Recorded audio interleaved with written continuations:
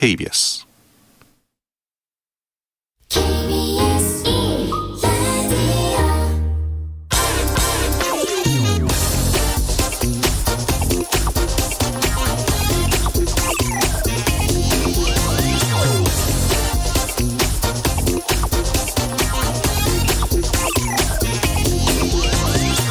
(1분기) 우리나라 가계부채가 또다시 사상 최고치를 기록했습니다.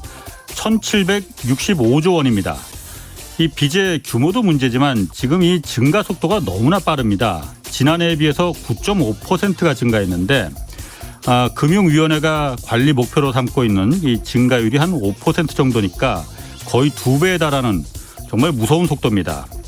그동안 저금리로 이자 부담이 별로 없다 보니까 최대한 빚을 내서 주식과 가상화폐, 부동산에 투자하는 것이 당연시 됐습니다. 저금리 계속된다면 이 상태도 그렇게 나쁘지 않습니다. 그렇지만 모두들 지금 인플레를 말하고 있습니다. 전 세계 정부가 역대급으로 돈을 풀었는데 인플레가 오지 않으면 그게 오히려 이상한 거죠. 미국은 빠르면 다음 달, 늦어도 8월에는 인플레에 대응하기 위한 긴축 방안을 발표할 것이다, 이런 전망이 나오고 있습니다. 이는 곧 금리의 인상을 의미합니다. 미국의 금리가 올라가면 전 세계 금리는 자동으로 따라서 올라갑니다. 우리나라 가계부채의 56%가 주택담보대출인데 금리가 1%만 올라도 이자가 12조 원 더 붙습니다. 부동산 거품이 집값을 계속 받쳐준다면 모르겠지만 금리가 올라가서 거품이 꺼지면 집값보다 대출금이 더 높아질 수 있고 이는 곧 금융위기로까지 번질 가능성이 있습니다. 가계부채는 이제 우리 경제의 리스크 정도를 넘어서 중대한 위협으로 커졌습니다. 지금 정부와 여당이 해야 할 일은 가계부채 위협에서 국민들을 지켜줄 수 있는 연착륙 대책을 마련하는 겁니다. 네, 안녕하십니까. 경제와 정의를 다잡는 홍반장, 저는 KBS 기자 홍사훈입니다. 홍사훈의 경제쇼 출발하겠습니다. 유튜브 오늘도 함께 갑시다.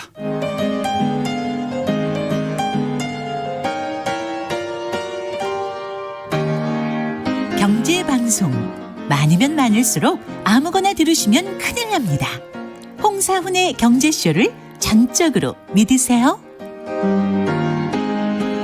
네, 최근 이 주가 흐름 많이 답답하실 겁니다. 코스피 지수가 3,100에서 3,200 사이 여기서 갇혀서 계속 흐름이 지지부진한데 이럴 때 어떤 투자 심리 가져야 하는지 좀 자세히 알아보겠습니다. 박정호 명지대 특임 교수 나오셨습니다. 안녕하세요. 예, 안녕하세요. 아유, 표정 밝으십니다, 오늘도. 예. 오늘도 한번 예. 제가 잘 좀 빠져보겠습니다. 아유, 감사합니다. 요즘 코스피 지수가 오늘도 그러니까 3,100에서 왔다 갔다 하던데, 네. 3,100에서 200 사이에서. 네. 이유가 뭡니까? 이렇게 계속 이렇게 부진한 이유가? 사실 여러 가지 이유가 있는데요. 예. 사실 작년에 우리가 저도 제 생애에서 이렇게 수직으로 오를 장을 볼 줄은 몰랐었습니다. 예. 그러면 당연히 그 정도 올랐던 것에 대한 나름대로 조정 국면 아니면 쉬어가는 국면은 있을 수밖에 없는 부분이 있고요. 예. 이거는 좀 긍정적으로 본 거고 예. 벌써 이제 부정적으로 보는 분들은 이제 주식시장에 결정적인 영향을 미칠 수 있는 금리 인상이라든가 이제 경기를 좀 위축시키려는 예. 그런 정책 기조로 돌변할 수 있다라는 게 언제 터질지 모른다라는 것 때문에 더 이상 신규 투자하기를 주저하시는 그런 심리들이 있긴 있습니다. 예. 바로 이런 요인들로 요즘 증시를 설명을 하고 있죠. 그런데 이제 어느 쪽이 맞느냐 틀리느냐는 사실 누가 그걸 감히 함부로 예단할 수 있겠습니까만은 오늘 그런 얘기를 좀 더 드리려고 하고요. 그리고 또 한 가지가 있습니다. 원래 증시에는요, 아무리 기본적으로 미래 전망이 좋다 나쁘다 펀더멘탈을 가지고 저희가 전망을 하더라도 예. 제일 무서운 거는요, 수급이에요. 수급? 예. 그러니까 돈 들고 사겠다는 사람이 많으면 아무 이슈가 없어도 주가는 막 올라가게 되어 있어요. 예. 근데 작년에는 전 세계가 돈을 풀었고요. 그렇지. 그리고 올해도 그 유동성이 계속 유지가 되고 있는데 예. 그런데 올해는 주식시장보다 사람들의 관심이 더더욱 뜨거웠던 분야가 있죠. 코인이죠. 그래서 일부에서는 이런 소리도 해요. 예. 만약에 올해 코인 이슈가 안 터졌으면 예. 종합주가지수 4,000 가까이 갔을 거다. 이게 바로 수급의 위력이거든요. 예. 그래서 시중에 지금 돈이 어디 다른 데로 새 나간 곳이 뭐가 있을까 이렇게 찾는 분들도 계신데 예. 그중에 한 곳이 코인으로 정말 몇십조 원이 흘러가니 이렇게 주가가 주춤할 수밖에 없다. 그럼 코인이 조금 빠지면 주가는 다시 달린다. 이렇게 얘기하시는 분들도 계시죠. 그러면 역으로 코인이 있어서 오히려 그 주식시장에 거품을 좀 덜 생기게 만들었다 이렇게 볼 수도 있는 거예요? 그렇습니다. 사실 주식시장이 얼마나 거품인지 아닌지를 확인하는 가장 쉬운 지표 중에 하나가 그 나라의 실질적인 가치, 예. 그 나라의 실질 GDP 대비 그 나라에 상장되어 있는 회사들의 시가총액 금액 두 개를 비교하는 건데요. 버핏 지수라고. 맞습니다. 예, 그 버핏 지수가 역대 사상 최고치를 기록하고 있어요. 예. 그 얘기는 무슨 얘기냐면 이미 오를 만큼 올랐다. 그 지표를 봤었을 때 예. 그런 신호도 있는 것이죠. 예. 따라서 지금 이런 여러 가지 근거들 아니다. 충분히 오르지 않았다. 예. 아니면 무슨 소리냐 이미 충분히 올랐다. 이런 의견들이 시장에 팽배하긴 합니다. 그래서 뭐 지금 보면은 저희도 뭐 경제 프로그램이지만은 올해 뭐 주식이 그렇게 많이 그 유동성도 이제 저금리고 그러니까 빚 얻어서 그렇죠. 투자한 사람들도 많고 네. 부동산에 투자한 사람들도 있고 코인에 투자한 사람들도 있고 주식도 굉장히 유동성이 풍부해졌단 말이에요. 네. 근데 뭐 잘 아는 게 없으니까 주식에 대해서 네. 수도 없이 많은 유튜브 방송들 막 뭐 3%도 있고 뭐 그 여러 가지 뭐 수도 없이 많지 않습니까? 네. 네. 뭐 셀 수도 없을 것 같은데 정말 많이 생겼더라고요. 그런데 보고 많이들 참고를 한단 말이에요. 그렇죠. 저도 사실 그거 보면서 이제 공부를 좀 하거든요. 그런데 고개를 예. 끄덕끄덕 할 때가 많아요. 예. 그런데 그런 거 믿을 수 있는 겁니까 정말로? 바로 오늘 주제가 그겁니다. 네. 제가 서두에서 저도 경제를 조금 열심히 공부하는 사람으로서 예. 그리고 아주 소액 개인 투자자 중에 한 사람으로서 예. 시장을 바라보는 제 개인적인 지극한 소견이 왜 없겠어요. 예. 그럼 저도 오늘 뭐 하나의 방향으로 저는 이렇게 생각합니다 말씀드릴 수 있는데 예. 오늘은 제가 서두를 양쪽의 의견을 다 균등하게 말씀드린 이유는 예. 지금 저와 같은 개인 소액 투자자들이 누군가의 준 전문가 또는 전문가라고 불리우는 사람의 말씀을 듣고 내 돈의 흐름들을 좌지우지 하신단 말이에요. 예. 바로 그거를 지금 어떻게 받아들여야 되는지에 대한 얘기를 좀 오늘 해드리려고 합니다. 그러니까 그 귀가 얇아서 네. 거기 믿고서는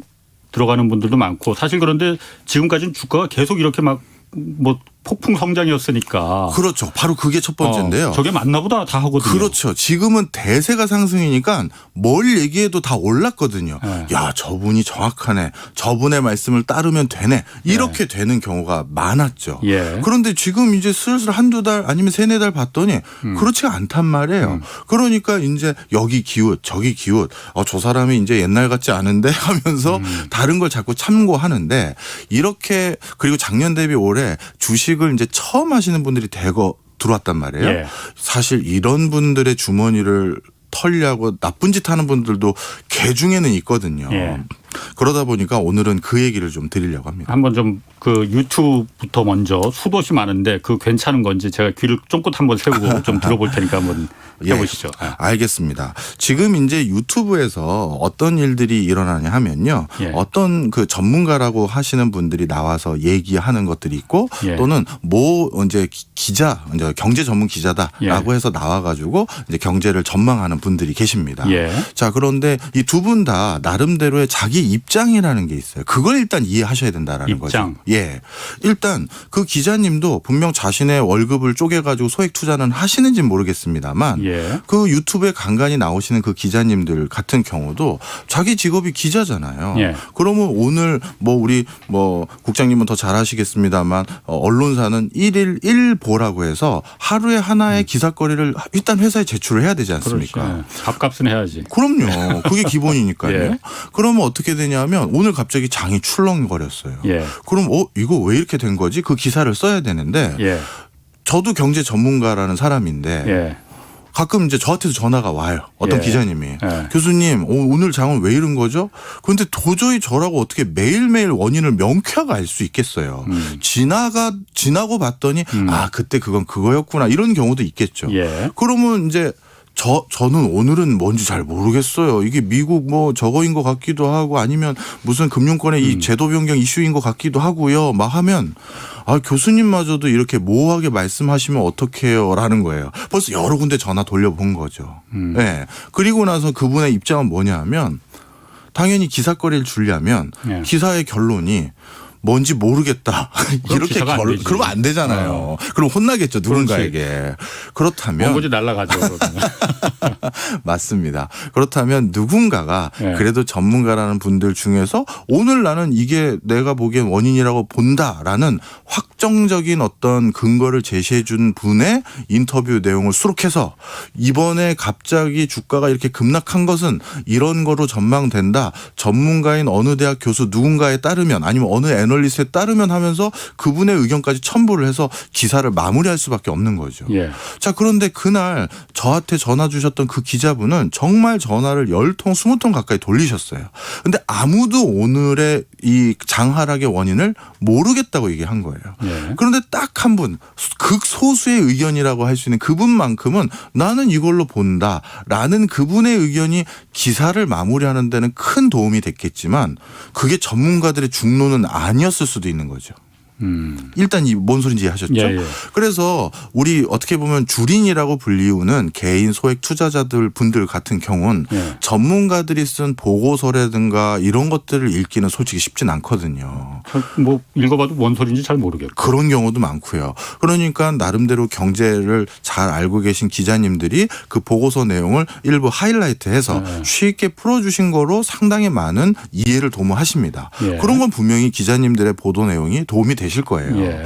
그런데 기자님들이 보도한 내용 중에서는 방금 드렸던 그런 경우도 있는 거죠. 그러니까 그런 내용들이 몇 개 보였다고 해서 오늘은 이러니 내 돈을 이렇게 해야겠구나. 그렇게 결정하면 안 된다는 거고요. 그러니까 그 정리해 보면은 기자들이 어쨌든 경제 매체 특히 이제 그 증권가 네. 출입하는 기자들이 뭔가 자기 밥값 오늘 하루를 때워야 하니 무조건 조그만 그 논리가 있더라도 논리가 있으면은 그걸 갖다 좀 침소봉대서 이게 원인이다. 그러니까 앞으로 예상은 이렇게 될 거다라고 기사가 나오는데 네. 그걸 절대 신봉하면 안 된다는. 무조건 신봉하면 안 된다는 거죠. 네. 물론 어떨 때는 저희 어떻게 보면 비슷하게 공부한 사람들 예. 공부했다가 무조건 맞히는 건 아니지만 예. 모두 다 오늘은 원인이 이거예요 하는 중론이 있을 때가 있어요. 예. 누가 봐도 오늘은 이것 때문에 주가가 빠진 거야.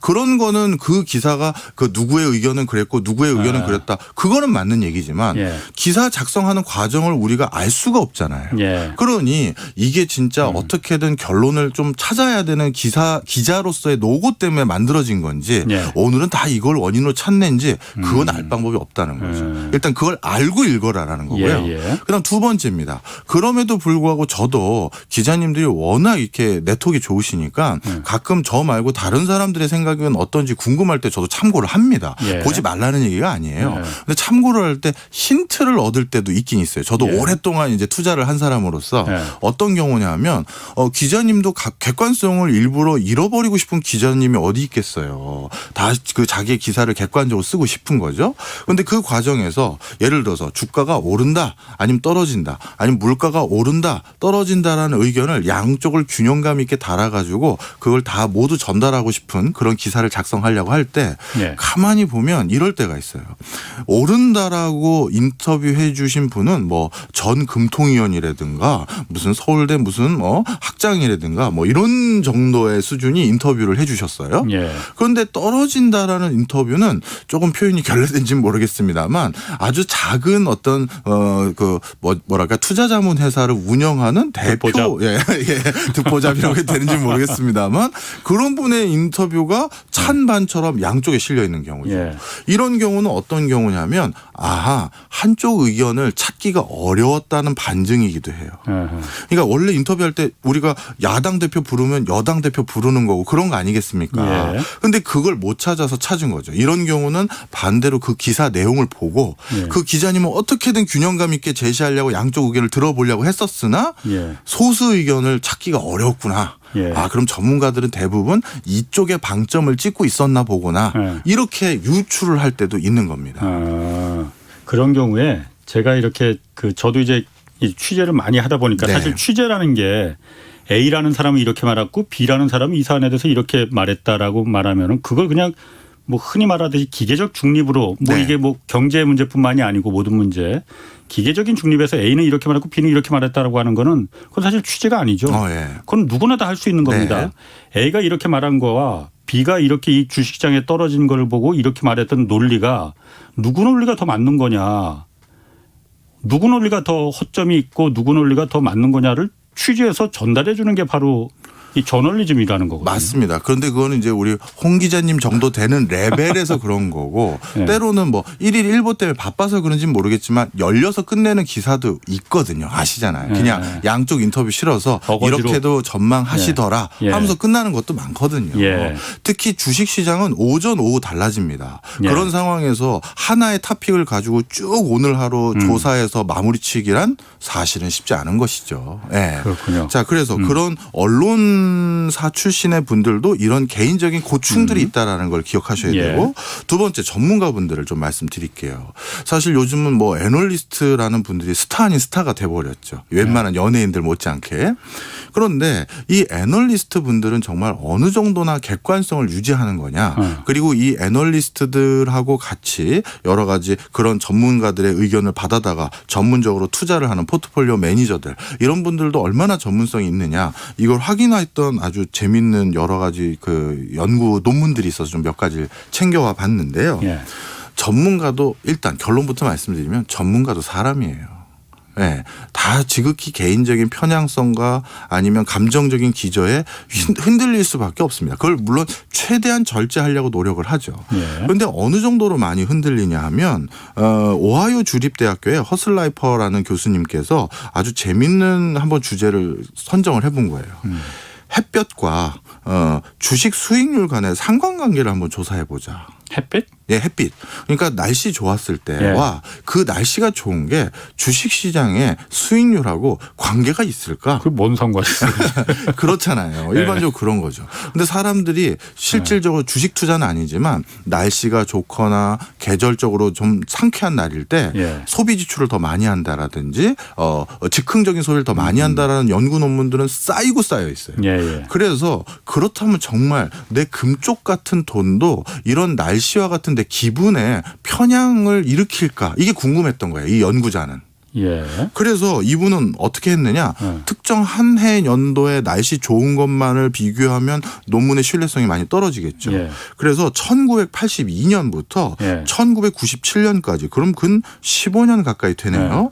이 15년의 기간 동안 미국만 가지고 조사하면 또 편향성이 있을 수 있고 미국인들은 뭐 워낙 유쾌해서 그런가 보지 이럴까 봐 전 세계 26개 증시를 모두 분석을 했어요. 그래가지고 일조량과 운량이라는 거 구름으로 가려가지고 햇빛 안 비치는지 이거를 전부 기상청 각 국가의 기상청으로부터 데이터를 받아서 일조량과 운량이 일정 수준 이상이라서 날씨가 쾌적할 때와 그렇지 않을 때의 주식 수익률을 비교를 해봤는데 어떻게 됐느냐.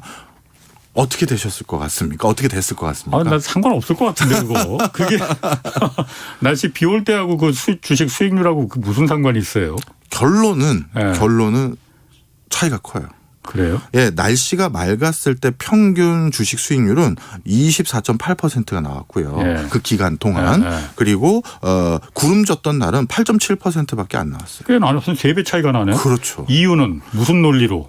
이분의 이유는 앞에서 말씀드렸던 것처럼 이미 우리의 소비라든가 다른 경제 활동은 날씨의 영향을 다 받는 것들이 정말 논문이 너무 많은데 주식마저도 그런 것 같다라는 거예요. 우리는 인간이기 때문에 오늘 기분에 따라서.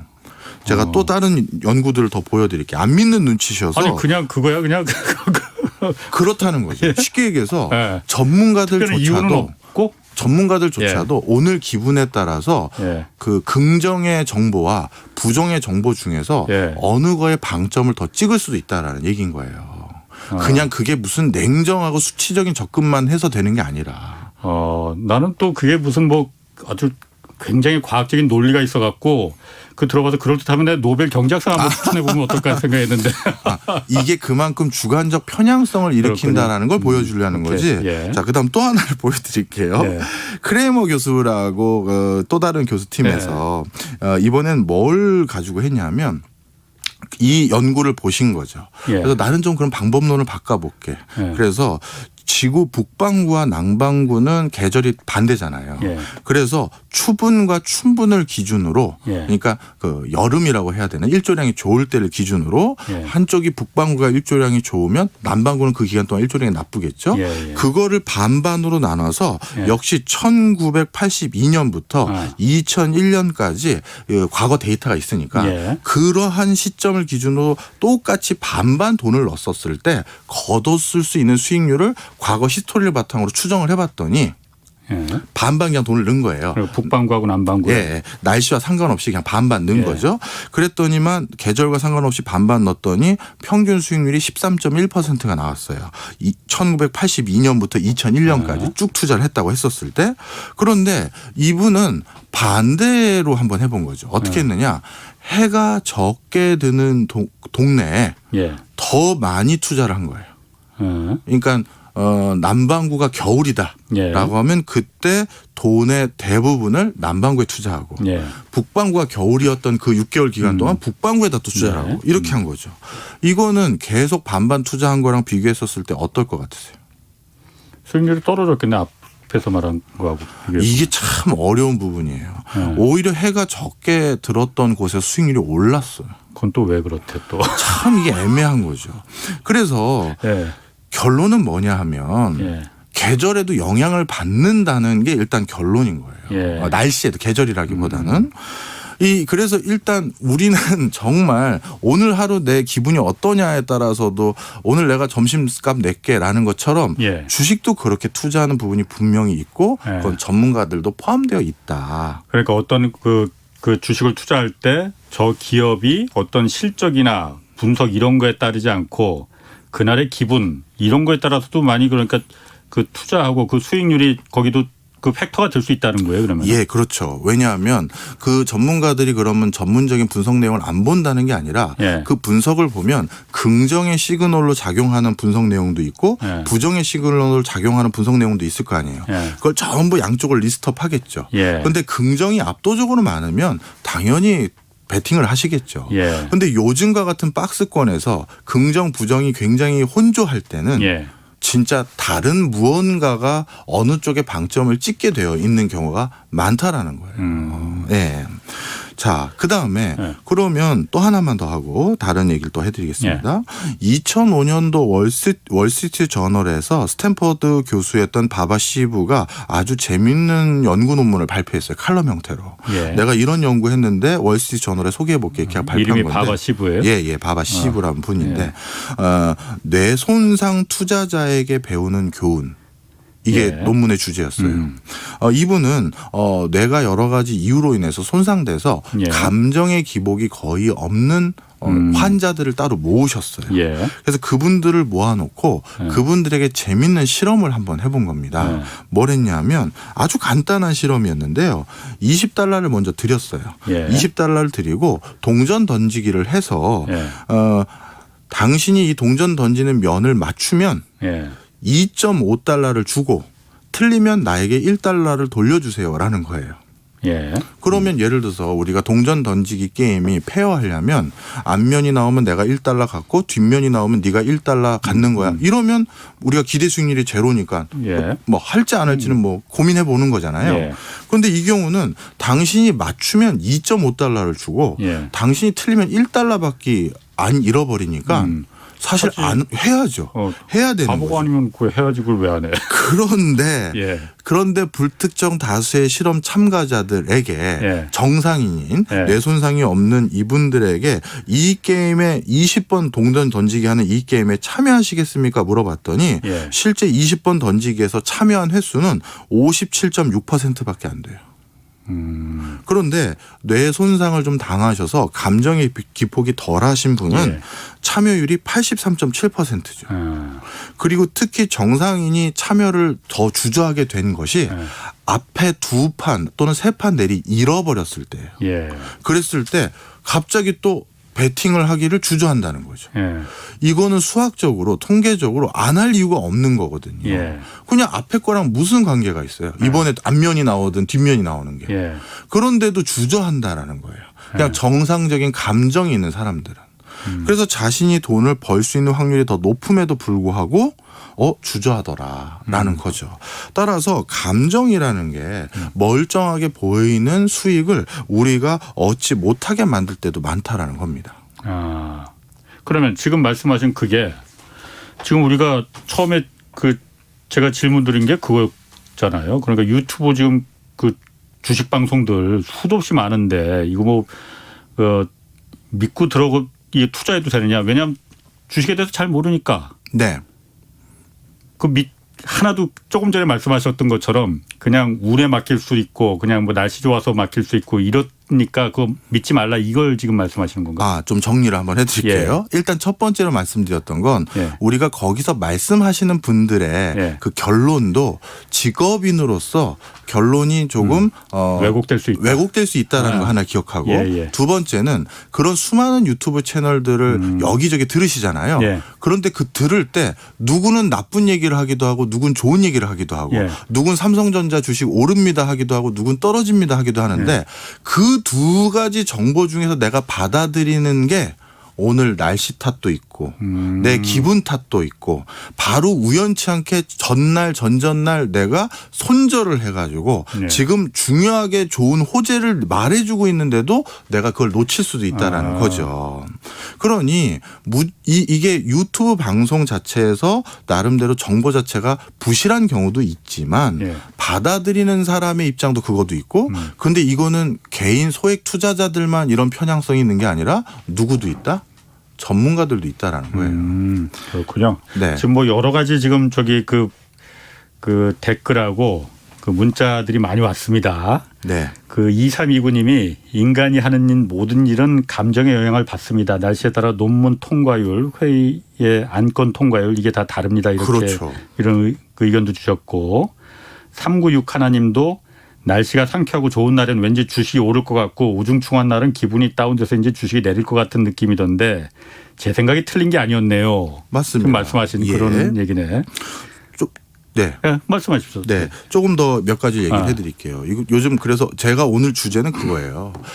우리가 성공적인 주식 투자를 하기 위해서는 저는 항상 모든 그 구루라고 불리우는 엄청난 고수들 있잖아요. 그런 분들의 공통적인 의견은 딱 하나예요. 철저한 자기 부정이에요. 자기 부정? 자기 부정. 내가 여태까지 여기까지 포트폴리오 가져왔었을 때 여러 가지 나의 확신들이 있을 거 아니겠습니까? 이건 이렇고 금리는 이렇고 물가는 어때서. 자기만의 논리가 있지. 논리가 있죠. 그런데 그거를 매번 내가 틀렸지 않을까 다시 점검해보고 다시 점검해봐야지 그거를 논리를 딱 짜놓고 뉴스에서나 유튜브에서 나랑 비슷한 얘기를 해준 사람 얘기를 들으면 그렇지 내 말이 맞지 이렇게 하면 오히려 더 크게 손실을 본다라는 말씀을 드리는 거예요. 그리고 내가 이 논리를 짰을 때도 어떤 감정적 기저가 있었는지도 살펴보라는 얘기죠. 자, 이런 연구가 너무 많아요. 우리는 무슨 논리성을 가지고 뭐 금리가 몇 % 오르면 뭐가 어떠고 이런 얘기들을 여기서 많이 해주시는 그건 저 말고도 너무 많은 분들이 해주시니까 오늘 제가 저까지 그런 얘기 할 필요는 없을 것 같고 다음에 기회 주시면 하고 오늘은 우리가 얼마나 이렇게 편향적인 동물에 불과하느냐를 말씀드리려는 거예요. 또 한 가지는 뭐냐면 올림픽을 가지고 한번 주의 깊게 본 학자들이 있었어요. 올림픽? 예. 어떤 거였냐면 사람들이 올림픽 보면 금메달, 은메달, 동메달 있지 않습니까? 그 세 개 메달을 따가지고 단상 위에 올라간 사람들의 얼굴 표정을 본 거죠. 그랬더니 얼굴 표정이 다 다르겠죠, 당연히. 그런데 금메달 탄 사람은 세상을 가진 것처럼 기분이 좋을 것이고 그다음에 은메달, 동메달은 조금 기분이 덜 좋을 텐데 그런데 누가 그나마 더 기분이 좋을 것 같으세요? 은메달하고 동메달 중에? 은메달이 당연히 더 좋겠죠. 그런데 실제로 통계를 가지고 살펴봤는데 동메달이에요. 그 또 왜? 왜냐하면 은메달은 금메달을 잡을 뻔했는데 놓쳤다는 심리가 더 강한 거죠. 근데 동메달은 자기 밑에 만약에 4등이 됐으면 나 여기 올라오지도 못했을 텐데 야 내가 그래도 단상에 서봤구나. 그 심리가 강한 거예요. 그래서 이거가 진짜 그 사람이 그런 심리인지를 알 방법이 없어서 은메달, 금메달, 동메달 딴 사람들의 사진들을 얼굴 표정으로 얼굴 표정으로 그 단상은 지우고 불특정 다수의 사람들에게 누가 이 중에서 제일 기분이 좋을지 그다음 좋을지 제일 기분 나쁜 사람이 누군지를 다 설문조사를 물어봤더니 순서가 통계적으로 유의미하게 다 금, 동은으로 나오더라는 거예요. 그럴 수 있겠네. 그럴듯하네 진짜로. 그렇죠. 그리고 나서 무슨 유튜브 방송 보는 것 같아요 지금. 제가 그러면 안 되는데. 그리고 나서 네. 그 선행 연구다. 항상 저희 같은 공부하는 사람들은 선행 연구에서 아이디어를 얻거든요. 예. 그런데 주식 투자도 그런 게 있거든요. 그런 심리가 있어요. 예. 그래서 주식 투자에서도 혹시 그런 패턴이 보일까 싶어가지고 예. 똑같은 투자 방식을 거꾸로 제안을 해본 겁니다. 예. 뭐냐 하면 8달러를 얻을 수 있고 32달러를 얻을 수 있는 게임을 하나 제시하는 거예요. 그러고 나서 그중에서 32달러를 얻은 사람은 아싸 할 건데 예. 32달러를 놓치고 8달러를 얻은 사람의 표정과 예. 반대로 8달러를 잃어버리거나 예. 32달러를 잃어버릴 수 있는 게임이 있는데 예. 그중에서 8달러를 잃어버린 사람의 표정, 이 두 가지 표정이 있을 거 아니겠습니까? 예. 그럼 당연히 8달러를 얻은 사람의 표정은 뭘 얻었으니까 더 좋아야 되고 8달러를 잃어버린 사람은 그래도 잃어버린 거니까 나빠야 되는데 예. 누구 표정이 더 좋다? 8달러 잃어버린 사람이 더 좋다. 맞아요. 이제, 바로 그거라는 거예요. 그래서 지금 주식 투자하시는 분들의 심리도 솔직히 이거와 맥을 같이 해요. 작년과 비교한 거죠. 작년에 우리 어땠습니까? 와, 대부분 아주 이상한 종목 짚지 않으신 분은 2배 장사 이상 다 했어요. 내가 천부적인 소질이 있구나. 그렇죠. 맞습니다. 바로 그 기억이 있는데 예. 요즘 사실 역대 우리나라 증시에 봤었을 때요. 예. 박스권에서 조정됐었을 때 20% 가까이도 빠졌던 적도 많아요. 조정이. 예. 20%를 빠졌다가 다시 올라간 적도 많거든요. 그런 거와 비교하면 지금은 박스권 조정됐다라고 얘기하기도 적합하지 않은 정도거든요. 네. 그런데 지금 왜 안 올라가는 거냐, 지금 왜 뭐가 문제냐 이런 얘기가 아우성처럼 나오는 이유가 예. 방금 그 실험과 똑같은 심리가 들어가 있다는 거예요. 지금은 사실 오랜 조금 긴 시계열로 보면 변화된 게 없는 정도 수준밖에 안 돼요. 예. 네, 이런 얘기들이 있다라는 거죠. 그 듣고 보니까 참 매우 그럴듯합니다. 이걸 또 썰이라고 이렇게 해서. 뭘 썰이라고는 안 했어. 아니, 저도 이런 연구들을 왜 찾아보냐 하면 예. 저도 똑같은 우리나라를 살아가는 소시민이잖아요. 아까 은메달하고 동메달은 진짜 그럴 것 같아요. 그렇죠. 제가 만약 그 입장이라 하더라도 예. 그걸 보면서 작년 주식 시장에서 그야말로 큰 수익을 얻었던 분들이 네. 지금 보면서 맞아요. 그 기억이 계속 머리에 남아있을 거거든요. 그럼요. 예. 작년에는 내리 안 쉬고 올라왔거든요. 예. 근데 주식이라는 건요. 예. 역대 그래프 보면 조금 올랐다 떨어졌다 올랐다 떨어졌다 올랐다 떨어졌다 하면서 시계열이 조금씩 올라가든지 조금씩 떨어지는 것인데 어제도 오늘도 다 합쳐서 2%씩 떨어졌어. 그건 아무 문제가 안 되는 거예요. 어떤 종목은. 근데 그런 걸로 이렇게 놀라워하실 필요가 없다라는 겁니다. 그렇군요.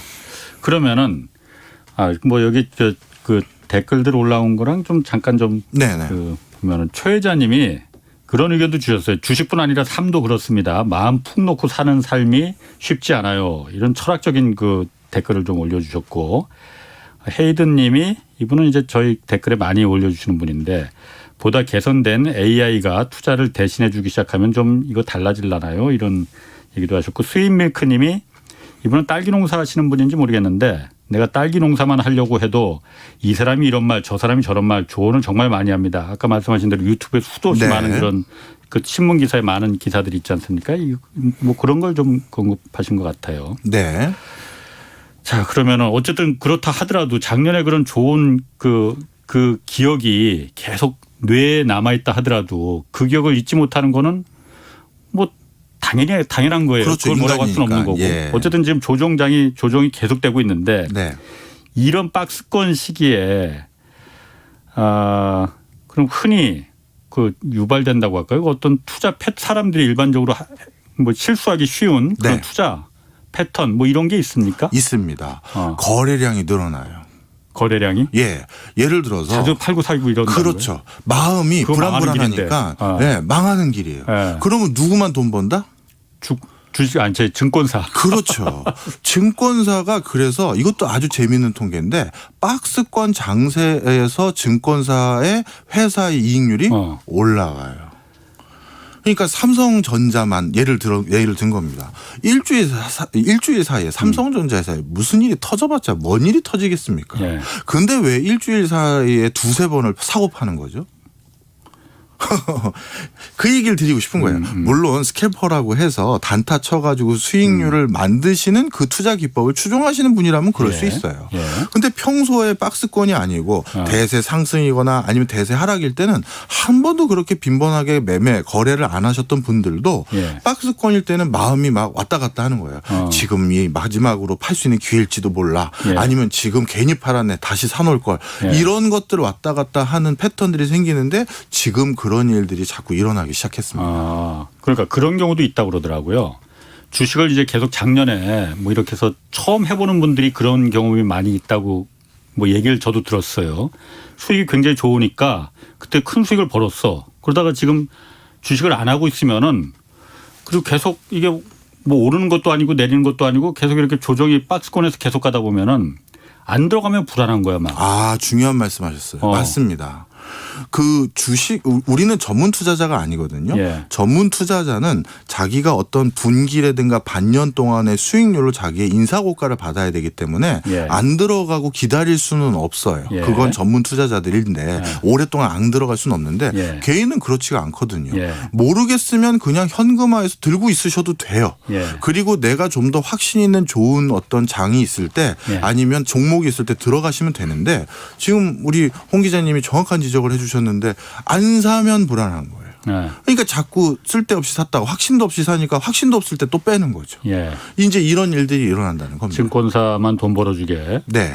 아까 제가 중요한 것도 하나 말씀 안 드려서 이거 하나 보충을 좀 드리면 아까 이제 유튜브에서 활동하는 언론 기자님들 말씀만 해드리고 외국계 투자자들하고 이거 얘기를 안 드렸는데 그것도 좀 말씀을 드려야 될 것 같아요.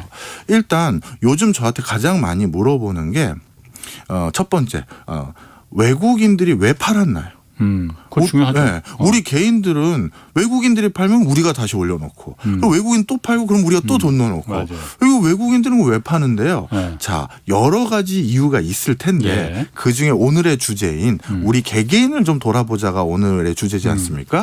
그 외국계 증권사에서 일하고 있는 그러니까 자산운용사에서 일하고 있는 제 지인들을 보면 그분들도 또 직장인이라는 걸 절대 잊으시면 안 됩니다. 좀 설명을 드리면 자 그분들은 어차피 자기가 직접 자산을 운용하는 사람이니까 자기 개인 계좌는 법적으로 못 만지잖아요. 그러니까 온전히 그 사람의 그 성과는 이 회사 돈 그러니까 회사에서 그 주어진 이 돈을 굴리는 걸로만 성과를 받게 되어 있어요. 그런데 그분들의 요즘의 마인드셋은 어떤 상황이냐면 이미 작년부터 달려와서 충분한 목표 수익률을 달성했거든요. 괜히 이런 상황에서 내가 회사에 내가 제시했던 목표 수익치를 다 달성했는데 무리할 필요가 있을까요? 없죠. 그러니 시장에 테이퍼링이라는 소리도 나오고 뭐가 어쩌고 저쩌고 뭐 인플레 우려도 있고 약간 불안불안한 소리도 여기저기 들리는데 내가 올해는 내가 목표한 거 다 했는데 수익률 완수했으니 빼놓지 뭐. 다음 좋은 게 있을 때까지 포트 다시 짤 때까지 일부 빼놓지 뭐. 세이브 해야지만 자기도 성과급을 받으니까요. 그 기조도 있다는 거예요. 다른 요인들도 있겠지만 직장인으로서. 그렇지 않겠습니까? 어느 직업인들이 자기 직장 생활을 등한시하겠어요. 그것도 있고요. 자, 그게 하나 있고. 그다음에 요즘 5월 달에 주식이 또 주저주저 되는 이유는 우리가 투자한 그 회사들 있죠. 그 회사들도 거기 다니는 직장인들이 있을 거 아니에요. 삼성전자든 현대차든 네이버든 카카오든 그 회사의 직장인들의 또 상황도 있어요. 이건 또 뭐냐? 이것도 설명드릴게요. 전통적으로 주가는 5월 달에 잘 안 올라요. 그렇다고 그러더라고요. 그게 그 직장인들 때문인데요. 자, 1월 달은 어느 회사든 우리 홍 반장님도 예를 들어서 KBS야 뭐 그래도 그 공공기관이니까 그런 게 중요하진 않을지 모르겠습니다만 내가 경제쇼에서 청취율 몇 %까지 달성하겠다 뭐 이런 뭐 목표들이 개인적으로 있을지 모르겠지만 뭐 사기업은 충분히 있을 수 있잖아요. 그런데 연초에는 대부분 그런 목표치를 어떻게 잡겠습니까? 연초에? 연초는 좀 높게 당연히 높게 잡아야죠. 예. 회사 목표를 등한시다 보면 또 위에서 잔소리 내려오잖아요. 야, 너 예. 이거밖에 안 할 거야. 이렇게 그렇지. 되잖아요. 그러니까 연초에 우리가 그 회사에 투자할지 안 할지 볼 때 어느 회사는 올해 목표 매출액이 어떻게 된다며 그리고 올해 무슨 신규 사업도 할 거라며 예. 그 청사진이 있죠. 장밋빛이. 그러니까 주식 투자 자금이 더 들어오고 그것 때문에 주가가 조금 더 오를 수 있는 가능성이 높아요. 예. 그런데 5월은 어떤 시점이냐면 드디어 1사분기가 끝났죠. 3월까지 끝나고 그렇지. 1사분기 성적표가 딱 나오는데 우리 사람이 올해 다이어트 하겠다고 해놓고 다이어트 성공한 사람 별로 없는 것처럼 기업도 올해는 반드시 뭐 하겠습니다 했지만 예. 그게 1사분기에 달성 안 될 수 있잖아요. 예. 그러면 우리 회사 매출 맞출 때도 팀 예. 부서 매출 맞출 때도 막판에 4사분기나 3사분기에 막 바삐 뛰어가지고 목표 매출 맞추고 그런 경험들 아마 직장인들 많으실 겁니다. 예. 예. 그러니까 뭐야 그 회사 신규 투자로 어느 거 뭐 하겠다는데 아직 투자도 안 하고 뭐 집행도 안 하고 뭐 안 하는 거 아니야? 이런 실망 매물이 1사분기 사업 보고서가 딱 나오는 시점인 지금 쏟아져 나온다. 쏟아져 나오는 거죠. 그러니 왜 이 회사 이러는 거냐? 예. 생각보다 별거 아닌 거 아니냐? 예. 이런 게 다 지금 구조적인 요인이 맞물려 있는 거예요. 예. 직장 생활로서의 애환, 전문 투자자로서의 애환, 개인 투자자로서의 애환이 다 맞물려 있는 예. 편향성도 같이 섞여 있는 거예요. 그럼 지금 이런 박스권이 오래되는 것도 그런 이유도 지금 있는 거예요. 같이 있는 거죠. 그럼요. 마침 5월 달이기도 하고. 예. 1분기에서 그러니까 1월 달에 자 거창하게 그럼요. 뭐 네이버든 카카오든 현대차든 삼성전자든 네. SK든 네. 자 우리 이렇게 올해는 우리가 한번 거창하게 해볼 거야 했는데 네. 뭐 말로는 무슨 말이든 못해. 네, 그러니까 어느 정도 계획을 세워놨는데 1, 4분기 성적표가 나오면서 이것까지는 안 되겠나 하고 약간씩 좀 줄어드는 게 마련이니까. 줄어들 수도 있고요. 이럴 수도 있죠. 아직 1, 4분기엔 그 사업을 제대로 실행 안 하고 내부에서 논의하고 회의할 수도 있잖아요. 예. 그리고 본 게임은 2, 4분기나 3, 4분기쯤 할 수도 있는 건데 1, 4분기 안에서 그게 매출이나 뭐가 안 돼 있으니 예. 실망 매물도 나오는 그렇군요. 거죠. 예. 이 댓글하고 문자는 좀 꼭 소개를 해드려야겠네. 5374님하고 김맛있다님, 행복한 엄마님이 말씀이 왜 이렇게 공감되는지요. 오늘 말씀 금메달급입니다. 이 도움 말씀 오래오래 참고하겠습니다. 고맙습니다. 이렇게 그냥 그러니까 저도 좀 많이 좀 참고 좀 하겠습니다. 아까는 썰 푸신다고 하더니 인제 와서. 그런데 들으면 들을수록 그럴듯하네. 저도 감사합니다. 하여튼. 자 그러면은 네. 아까 그럼 박스권에서 투자 유형 뭐 잘못된 우리가 쉽게 말해서 그냥 네. 뭐 정신승리라고도 하잖아요. 네. 작년에 내가 이렇게 해서 내가 정말 이런 천부적인 쪽집게 기술이 있는데 나를 믿으면 돼. 이런 네. 정신승리하는 것도 있잖아요. 네. 그거 위험하다 하셨는데 그러면 어떻게 하면 이런 박스장에 오래갈 때 어떻게 하면 좋을지. 중요한 말씀입니다. 사실 박스장일 때가 자신의 실력을 확인할 수 있는 제일 좋은 시점입니다. 실력. 예. 대세 상승일 때는 다 돈을 벌잖아요. 예. 대세 하락일 때는 예. 아무리 용한 재주가 있어도 참 수익률을 디펜스하기가 어려워요. 예. 그런데 박스장에서는 종목을 잘 선별하거나 남다른 시장의 흐름과 돈의 흐름을 읽어보는 눈이 있는 사람들은 이 중에서도 돈을 계속 버는 분들이 계세요. 예. 바로 드디어 내가 갈고 닦았던 실력을 확인할 수 있는 기간이 이쯤이라고 할 수 있는데 예. 이때는 그러면 실력을 내 금쪽 같은 돈을 가지고 그 실력 테스트를 할 수는 없는데요. 예. 맞습니다. 그럴 땐 어떻게 해야 되느냐. 전문가의 말을 듣고 난 솔직히 반도체 5나노 공정, 3나노 공정 뭔지도 모르겠고 배터리의 하이니켈 공정이 뭔지도 모르겠는데 그 사람들이 얘기한 게 대충 들어보니까 좋은 것 같아서 투자했다. 그런데 그게 확신이 없었으면 지금 빼세요. 빼시고 어디다 투자해야 되느냐. 내가 원래 알고 있는 부분 중에서 좋은 회사나 좋은 분야를 투자하시는 걸 지금 같은 박스장에서 다 빼도 되지만 굳이 넣겠다면 그걸 권해드리고 싶어요. 예를 들어서 좀 전에 행복한 어머님이나 이런 주부님이신 걸로 보이시는데 그런 분 같은 경우는 이렇게 권해드리고 싶어요. 왜 굳이 배터리 반도체 그런 걸 잘 모르신다면 할 필요 없이 생활용품 중에서 요즘 우리 주부들 사이에서 이 기저귀가 유행이잖아. 아니면 이 물티슈가 요즘 유행이잖아. 그런 걸로만으로도 충분히 삼성전자 못지않은 수익률을 거둘 수가 있거든요. 그런데 내가 내 주변에서 이 제품 히트 제품이다. 요즘 여기에서 사람들이 쇼핑을 많이 한다더라. 이걸로도 충분히 성과를 거둘 수 있는데 굳이 유튜브에서 100% 이해도 못하고 그분에게 반론도 제기하기 어려운 걸 가지고 투자를 할 필요는 없다. 박스장일 때일수록 내가 잘 아는 분야로 돌아와라. 우리 홍 반장님 같으면 이런 데로 가면 되겠죠. 미디어라든가 엔터테인 주라든가 방송과 관련된 흐름은 누구보다 더 잘 하실 테니 요즘은 그러면 이런 형태로 내가 이쪽 분야는 투자를 하겠네. 이러면 되는 거예요. 그러니까 자기가 잘 알고 있는 그렇죠. 어설프게 뭐 너무 그 잘 모르는데 따라가지 말고. 그런데 뭐 예를 들어서 그 뭐 요즘 뭐 무슨 배터리가 전기차가 대세니까 배터리가 뭐 무슨 전고체 배터리가 어디가 좋다고 하더라. 무슨 뭐 무슨 차세대 배터리 뭐 이런 거 뭐 많이들 유튜브 방송에서도 나오고 많이 하죠. 이런 게 좋다 하니까